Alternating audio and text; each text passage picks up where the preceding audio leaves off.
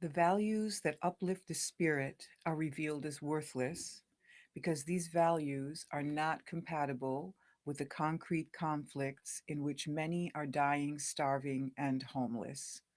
Culture and art cannot ignore the destruction of spirit, of the right to live, in the cruel seas, refugee camps, and bombed ruins of the eastern Mediterranean regions and other places in the world.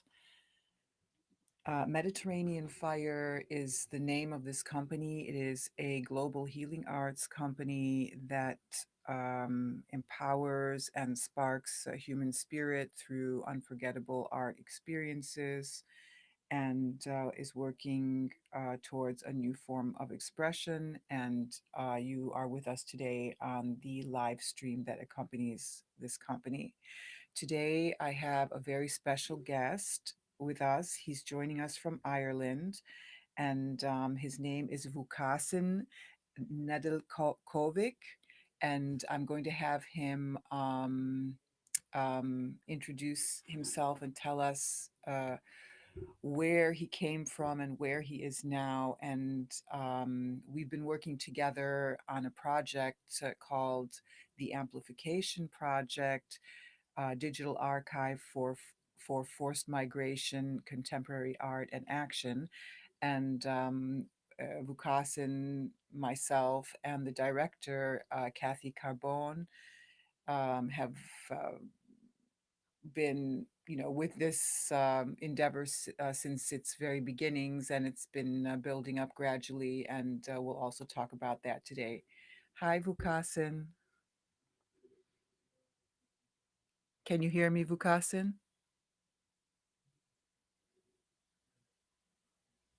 I can hear you, but I can hear you. can you hear me? I can hear you, yes. Okay, great. Okay, super. Thank you. So everything okay to go ahead? Let's go ahead. Let's Yes. uh, Uh, yes, maybe you can tell us a little bit, give us an introduction. I'm sure you have the best one for us, other than me asking you yeah. questions. Thank you. Well, it's 2 o'clock here in Dublin, in Ireland. I believe it's around 9 in Detroit. Mhm. And thank you, Biba, for inviting me to be part of this uh, event and to be part of this radio program. And I'm very happy and grateful to be here. My name is Vukashin, and I would see myself as an artist, an activist, an independent scholar, and I came from a country that doesn't exist anymore, and uh, that country was called Yugoslavia. So I came here in Ireland many moons ago, if you like, seeking international protection, uh, as the country has been disseminated, as you may know. So I'm living here for good almost 2 decades, and my work has been having BA in photography from the Belgrade Arts University. My work really has been on documenting and highlighting those sites, and in Ireland we call them direct provision. Uh, These sites, let me just yeah, make sure that we can, um, it's very important. You're documenting sites that have been set up by the Irish government to contain, house, control in every way, and refugees or asylum seekers, right? And your experiences in that, with that, having come from ex-Yugoslavia, mm, seeking help in Ireland, yes, you had to go through that, right? absolutely, Biba. And here in Ireland we call them direct provision. I believe in the States they're called ICE Direct. centers, and there's very little differences. if I may say this. So, as a personal survivor of direct provision here in Ireland, I did really want to, and as I said, having a prior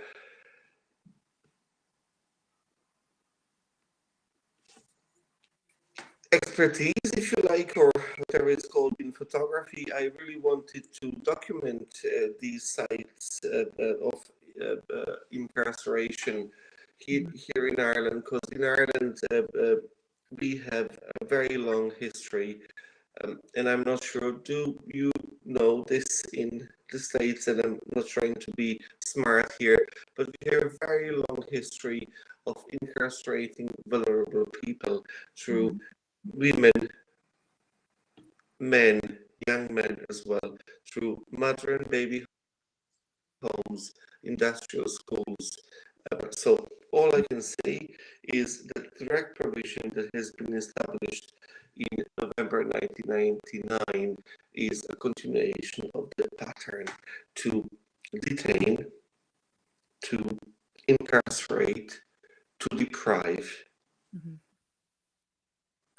Yeah. vulnerable people, And really. And I want to bring this language more into the forefront of people's minds.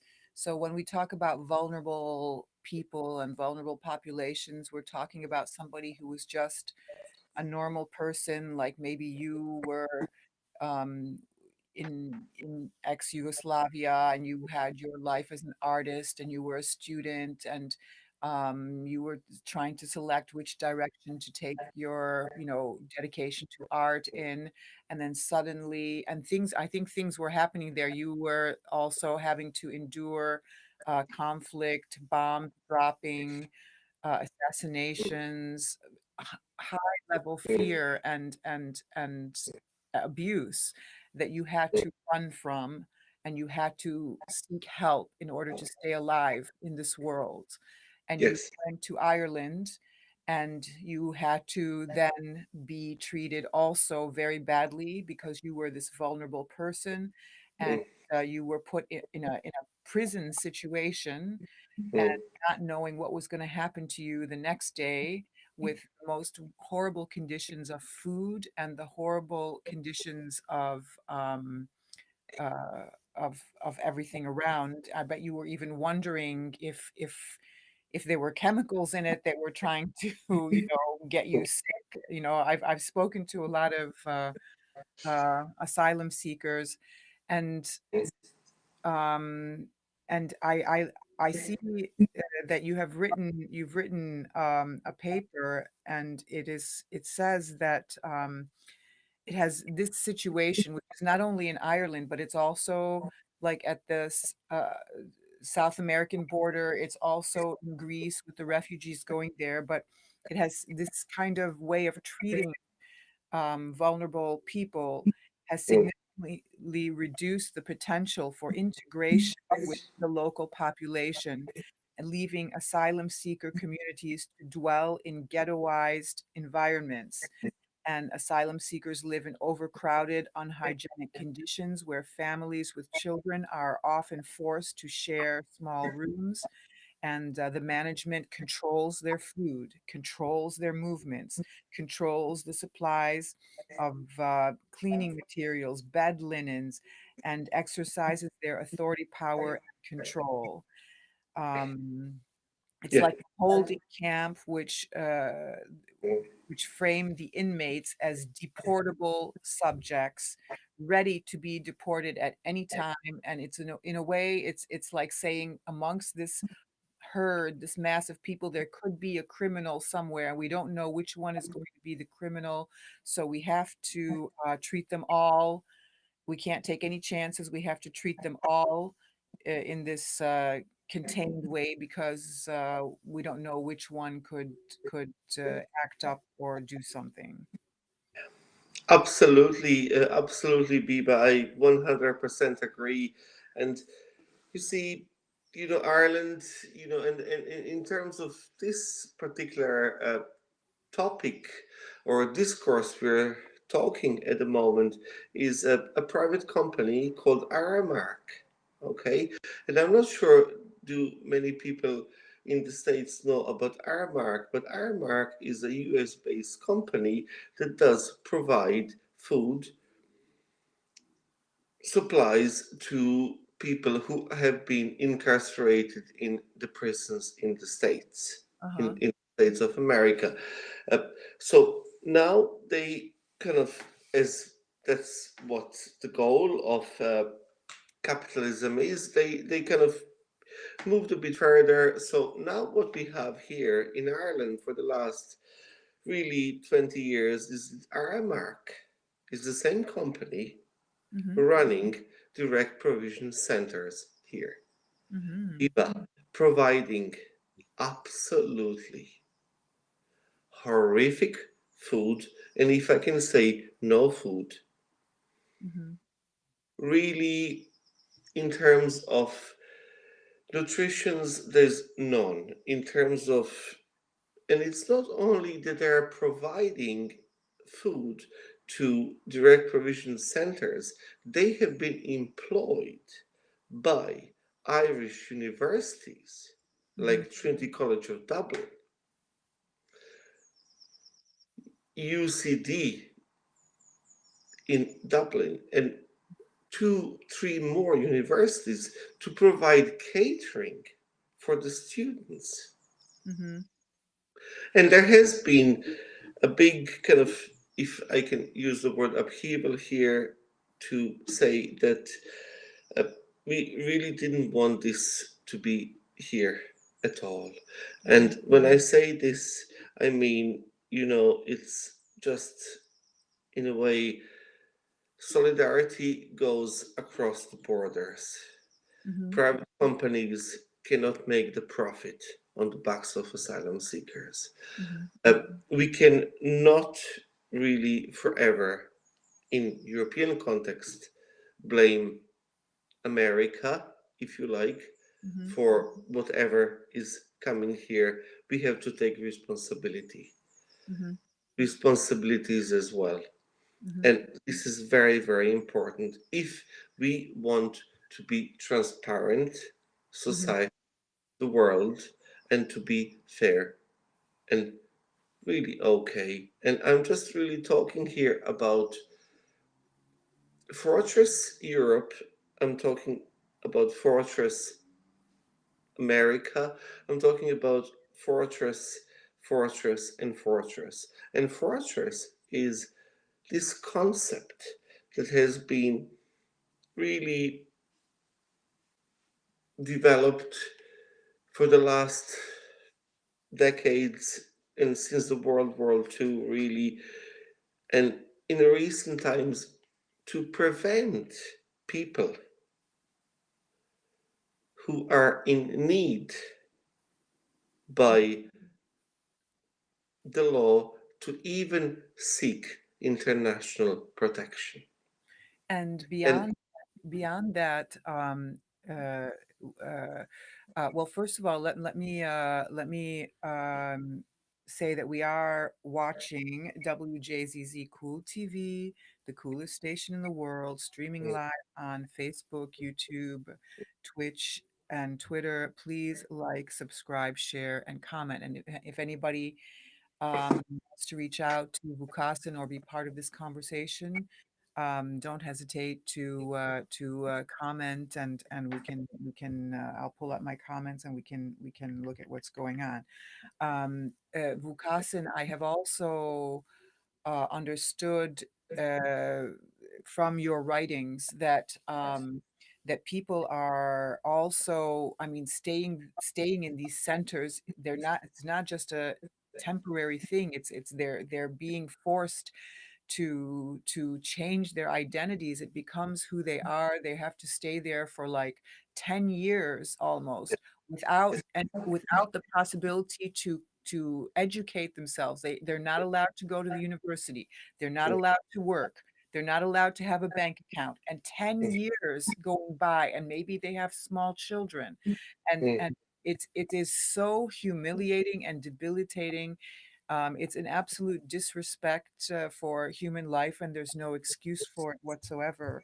So, um, what? Absolutely, absolutely, Biba. And if I may here, please just say, maybe I have mentioned this earlier, but there is this kind of European discourse saying, oh, well, we are not as bad as, for example, we don't have cages here.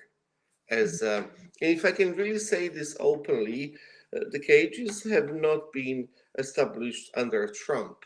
The cages for children from Mexico and Latin America have been established under Obama mhm, president. mhm, The cages for children who are in those cages, and there is no difference really between those cages and Nazi cages from the Second World War. Really, there is no difference. mhm, So, did we evolve as a human race? Really? And I would really like to bring in here. So, Obama cages, Trump cages, and Biden cages, if mhm, I may say, as Biden have really did nothing to remove or abolish those cages, or Guantanamo Bay, or the wall within Mexico.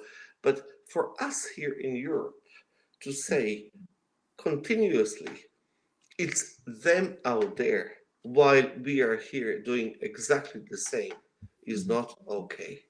mhm, And I think here is a moment of solidarity, really. And if everybody here, wherever they are from, America, Yugoslavia, Ireland, etc., can do every little bit to really only provide a space for people who are in need, for people who have been living in horrific, horrific conditions where their lives are not saved. The lives of men, women, and children are in danger. To provide them only one thing, a safe space that they can apply and claim for international protection. mhm, That's really it. And if my work in the context of Ireland can help that, I'll be very, very pleased. I have very little hope, Iba, that this world may change. It's one race, it's a human race. And we all should be happy, not happy, but entitled, mhm, to really. Uh, and it comes to one thing is the borders, Biba. We really need to open the borders. And when I say the borders, Biba, I don't mean that wall with Mexico. I also mean Fortress Europe. And mhm, when people say to me, "Oh, there's going to be a swarm," which is total racist statement of people coming from Africa and Asia in Europe, it's a myth. It's a racist myth, really, and that's never going to be the case. And that balance, really, that can be established by us humans, mhm, that everybody who wants to come to Europe can come to Europe. But why do we think that Europe and America is forsaken place? Honestly, Ireland here, people, and if we allow this kind of gentle and subtle amalgamation, so many people from America or from Europe would like to go to Nigeria. And if we allow this mhm, to happen, I am 100% definite that we'll have a better and fairer world and the planet that we live in. mhm, mhm. Okay. And your I think before we start talking about your project, Asylum Archive, and how it's an extension a little bit of your life, or it started that way, and then how you dedicated your entire existence to it. I'm going to also, I'm remembering an asylum seeker named Mawa, whom I met in Greece when I was working in I guess they're called detention centers, where people are escaping from different parts of the world, their dangers, and then they just have to get out, and they have to be trafficked. And we've talked about this on other episodes. And this woman Mawa, uh, her story is that, just to give you to tell to so you can imagine what it's like to be this, in this situation.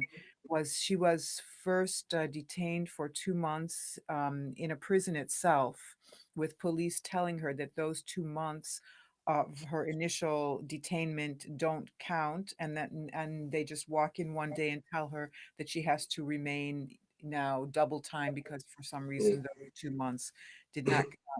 And she told me of the death of her husband in South Africa. He was assassinated, and she had to hide and flee immediately. And she said, "I hid in the church. The monks helped me to escape to Uganda, and I took a plane to Turkey.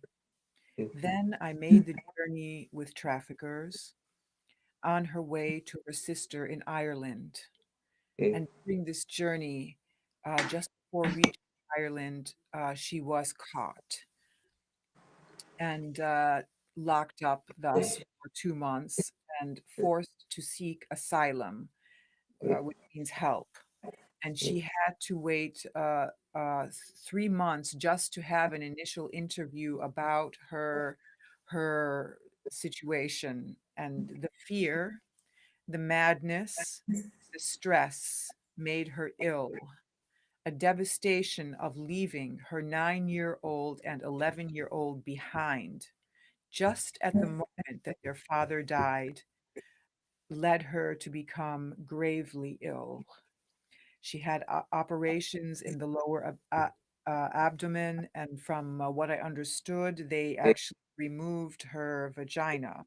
And she stayed in the hospital during 8 days, and she had doctors urgently telling her that she needed another operation. But the police then took her by the arms and put her back in jail, eating this food that we were talking about with Vukasin. And then she called a distant relative in Canada that she had, and he did offer his support to her at the beginning. And he told her that she could start looking for an apartment whenever she could, and that he was going to help her and pay for it. But then suddenly he cut her off and blocked her from his phone. So the enigma, the stigma, the heaviness, the image that people want to also create of themselves, and even the fear that can be transmitted of getting linked to, someone who's trying to run from death itself. So I hope that through this little paragraph that I just read, you could understand more what's happening to these people, apart from having to walk country to country to get to another country, crossing borders, not knowing where they're going. And I find it to be completely unnecessary. And we'll get back to Vukasin now. So you as a photographer decided, while you were in these provisional spaces, that you were going to create an archive and just take photos of these spaces, and the kind of and capture whatever you could visually through images of these spaces. So could you tell us about tell us about what this process, and why it's important, and what the work is about, and um, Absolutely, Biba. So when I was in direct provision, and that was 2006, 2007, the reports, the government reports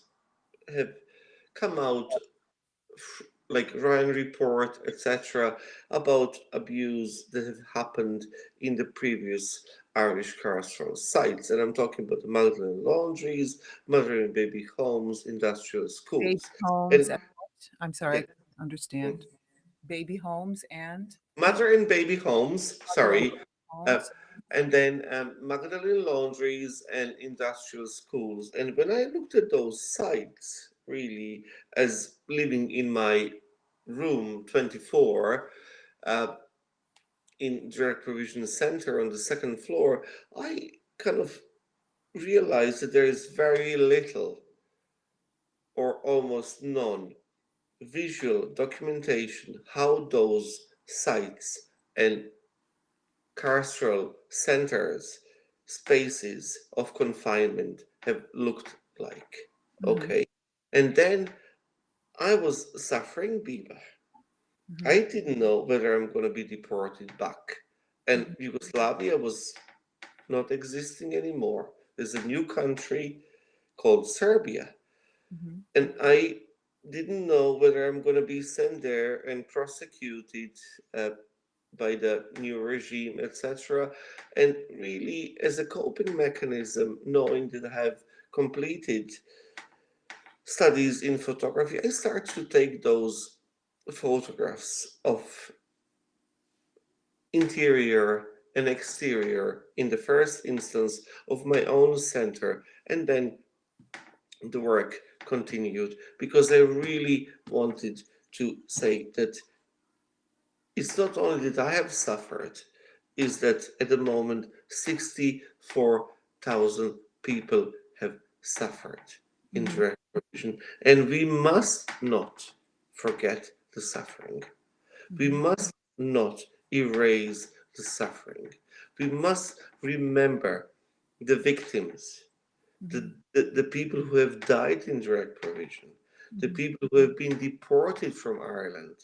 mhm, We must remember that mhm, in only way that this becomes part of the history and learning that we must not continue as the white race, if you like, and mhm, superior to mhm, treat people in the most appalling way who have not committed any crime.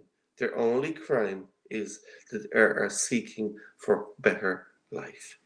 And my work contains of almost 6,500 photographs from 200 plus sites of direct provision and emergency accommodation centers across Ireland. And this is Ireland really, and I am forever going to be an artist and activist.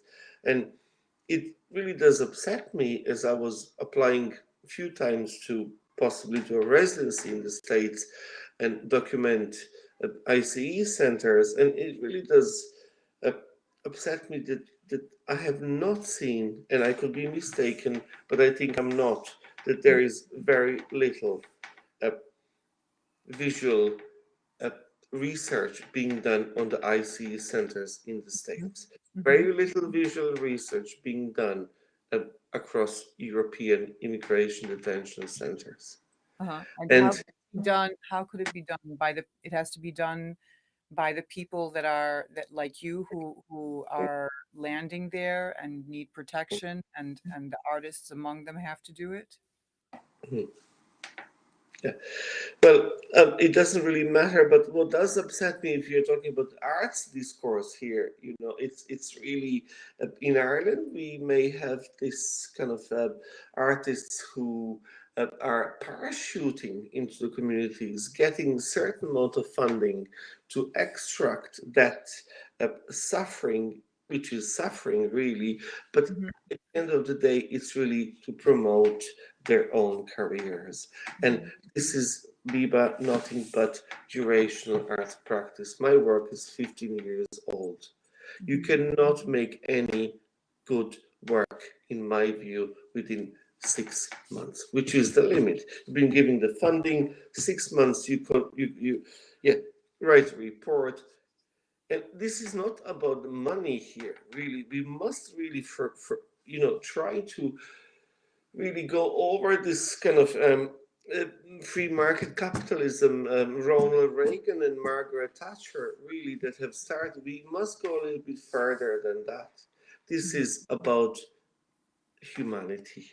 Mhm. And art is only one little small atom or molecule in the Mhm. whole scheme that may help bring the change. That whether you're in the States or whether in Serbia or in Ireland, whether you're white, black, green, yellow, we are all same. And whoever is in need to look for safety Mhm. must be allowed to do so. Mhm. Okay. And you are listening to WJZZ, watching Cool TV, the coolest station in the world, streaming live on Facebook, YouTube, Twitch, and Twitter. And please subscribe, share, and comment. Our guest today is Vukasin. I have to pronounce your last name. How do you pronounce your last name, Vukasin? I don't know how to pronounce your last name, Biba, either, so don't worry. It's It's different in every Nedeljkovic. country. Nedeljkovic. Yes. Yes, I've been wanting to ask you during this program about, because you said my country didn't exist anymore. So, I mean, for us looking from the outside, what it used to be Yugoslavia, and I mean, I didn't realize to what extent it might have changed. I thought that it was maybe, it was this, like how happened, for example, in Berlin, they had a separation between East and West, you know, yes, or in Beirut during the civil war, they had also this separation between East and West, and the populations couldn't cross the border. But the way you're experiencing it and telling us about it, it's like the country didn't exist anymore, so it kind of like the regime like totally changed it somehow. Could you talk about the what people went through? Oh, it's a very long story. And I always remember this absolutely brilliant documentary from American cinematographer uh, when the states were it was an ad promoting Yugoslavia really at the time, to for American people to go there for a holiday. And Mhm. this was talking about 60s or 70s, Mhm. and this has been done with an old 8 millimeter camera, and the footage is absolutely unbelievable, Mhm. uh, so accurate, and so brilliantly done, really. And I think it's in the archives somewhere, uh, Mhm. hopefully still, if not on YouTube, but it's um, yeah, I was only 16 when the war broke down, and from 16 to, yeah, 28, I didn't have any life really. I spent my life on streets, my teenage years on streets, really trying to protest against Serbian nationalism Mhm. for continuous number of years, and yeah,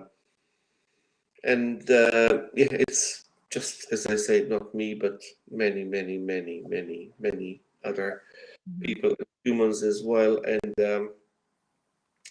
you see, Biba, I was always saying to my father, who's the only family left in back in Belgrade, because everyone passed away for the last while. I was saying to my dad, really, we can't. What is God? This is the nationalism, and my dad was saying to me, yes, it is, but you may remember what I'm going to say to you now is this: to turn brother against brother and the civil war, people who have lived there for many, many years, could have not been done with the help of the West, and I was saying, Dad, this is our problem, nothing to do with the West. And now, Biba, I'm 45, and I'm realizing, sadly, that my dad had maybe right. Mhm, mhm. Yes. I know the same sentiment and outlook is very prevalent in other countries that are having civil wars. They feel that there's a manipulation from outside, especially. I mean, it seems our conversation is like for American society is hinging on politics today, but in for what we're talking about, it is very very it Mm, is inseparable, what is politics and what is everyday life and what is internal experience. What happens, I think, when a society did it happen in the Yugoslavian area that that there was no more infrastructure, like the society was like there was no society actually? mm. Yeah. Or Sorry, is it a question? yes. Um, so and those years where you said you were on the streets between 16 and 28, and it was because of the deep crisis that the Mm, territory you were living in with this history of yeah. Yugoslavia. um, Yes. um, was the infrastructure of the entire society dismantled at that point?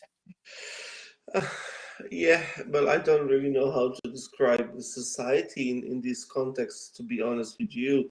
But yeah, the dissemination has started since Tito died, really, in the 80s, and it just took that time, Hmm.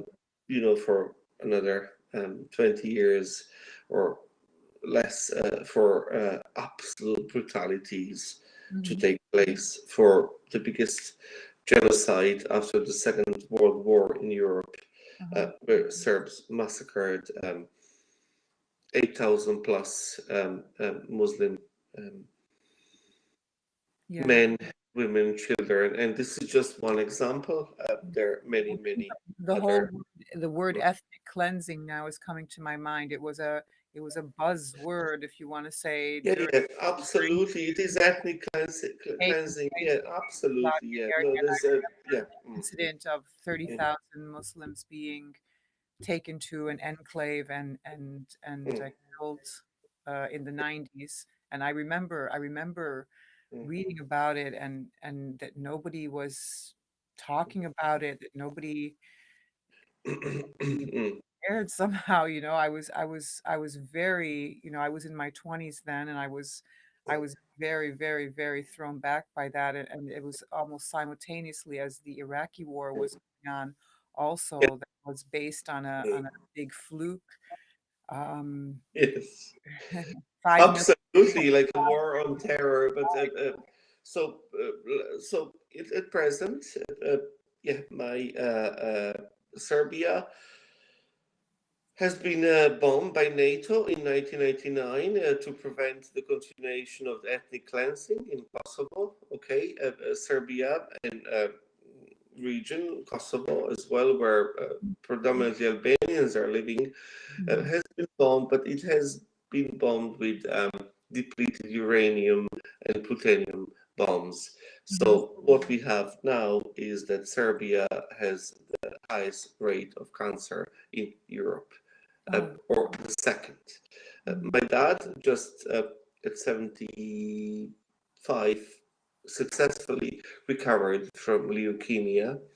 And if we are really thinking that, and if I may say this, Biba, to you, and I hope you and your listeners will not be offended, but if we think that the bombs, uh, uh, especially those bombs that are, all bombs are evil, but especially those that have a really long, extremely long period of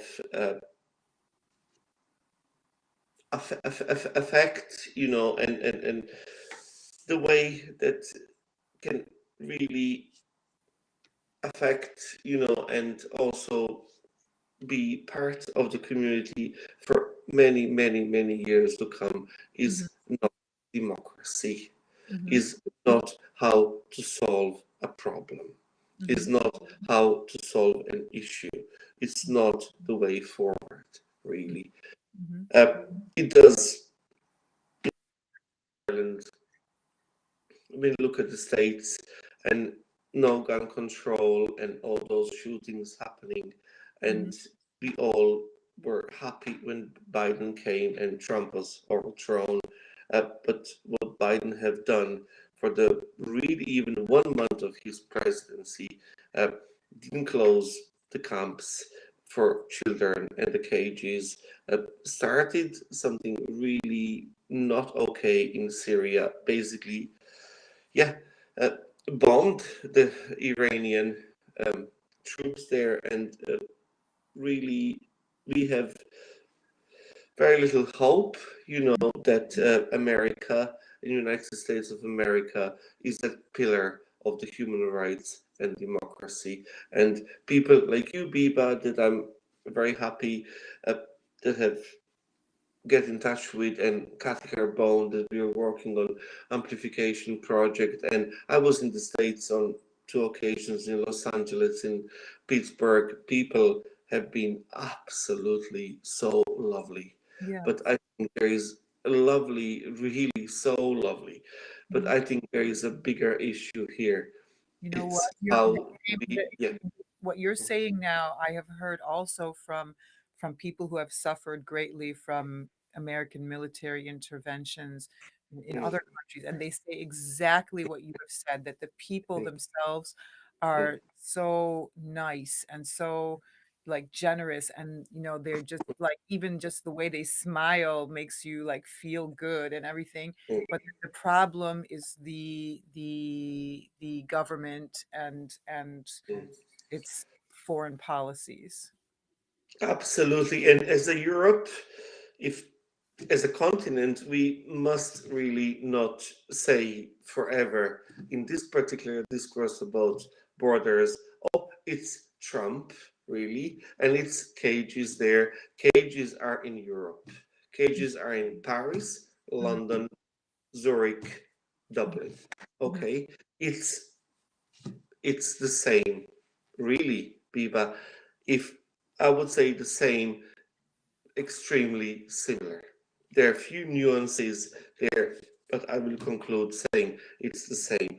Together, wherever you're from in this planet that has mhm, been given to us as humans, but not only to us, it has been given to other species like animals and plants to live together in peace and harmony.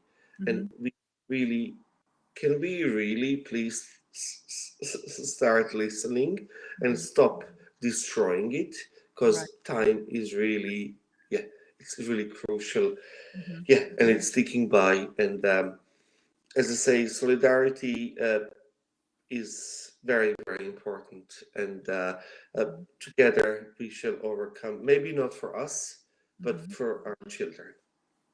Yes. Vukasin's asylum archive can be found online. It is called asylumarchive.com as an address where you can find it, and it is really worthwhile going there. You'll hear voice recordings of stories that people in these provisional centers, as they call them, in Ireland, what they're dealing with, and it will just make you stop in your tracks just to hear these voices and these testimonies, as well as all of the photographs and of buildings, of space, of residues of objects that speak, beyond words, and also the writing of Vukasin, his academic writings are also there.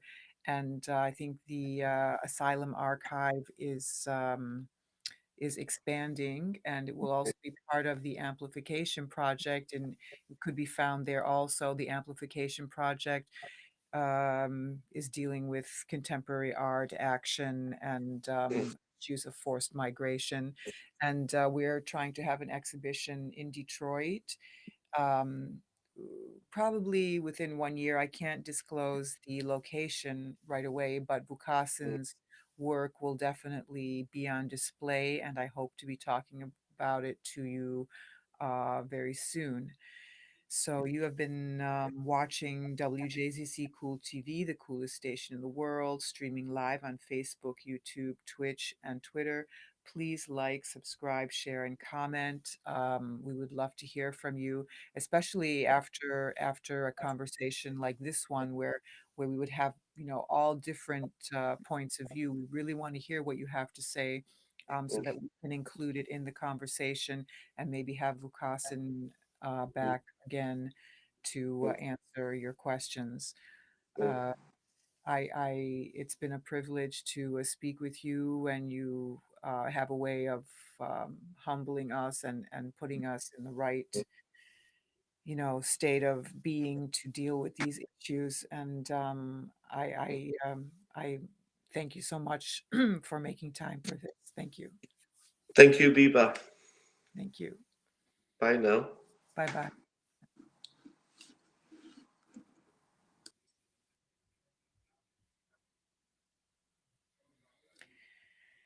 Well, we hope that you could say enjoyed this episode.